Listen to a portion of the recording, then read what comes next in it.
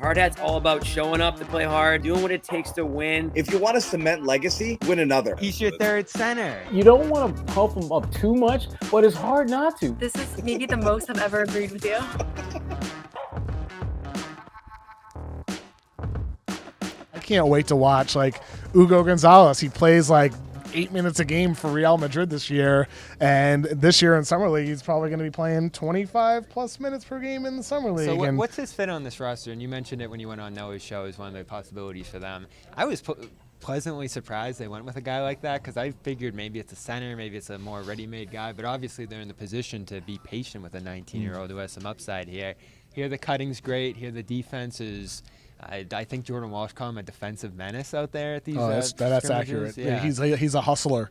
He's the type of guy who will dive on the floor for a loose ball, who will make second, third, fourth efforts on the defensive end. In his minutes out there, he always tries to make the most of those minutes. And I think with him, offensively, in theory, he makes sense in the Missoula offense because he can attack closeouts. He'll make the right pass. He's selfless. The question with Gonzalez is, what level does he reach as a shooter, as it is for so many young guys that are in the NBA.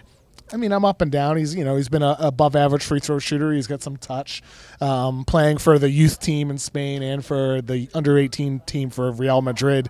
He did show, up and down flashes. I think with Boston, he's somebody you're probably gonna have to be patient with. But at the same time, to me, this is a year about development. I hope to see him play consistent minutes, whether it's for the Maine Celtics or for the Boston Celtics. I think a guy like that deserves consistent investment because Real Madrid, they're trying to win. They're a winning team. He's just a young player. They're the type of franchise that's not invested in the development of a young guy like that. Whereas for Boston, I assume he's going to be getting 20-plus minutes per game for the Celtics or 30-plus minutes per game for the Maine Celtics. And so I just can't wait personally to see Hugo play consistent minutes and see how he can sustain that type of menace, the mentality on defense that Jordan Walsh was talking about over the course of a long game rather than playing in spurts like he did for Real Madrid. And he's already talked about how the distance of the NBA three-point line has been an adjustment for him. He named that as the biggest.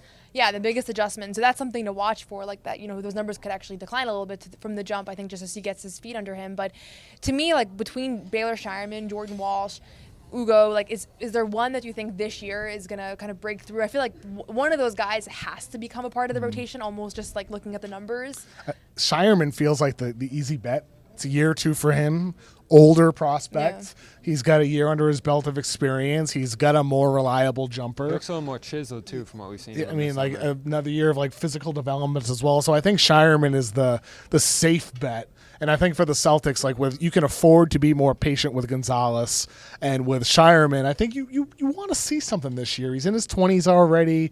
I mean, you want to see something sooner than later. I was a little disappointed he didn't play as much, and I think he was too, from what we've gleaned from him and having him on the show a couple of weeks ago. I think he wanted more NBA minutes year one. By the end of the season, whether it was because of those main minutes or just his physical development, like you talked about, he was in a position to succeed by then. Yeah, and I think for this year for Boston, that's the thing. It's you lose Tatum.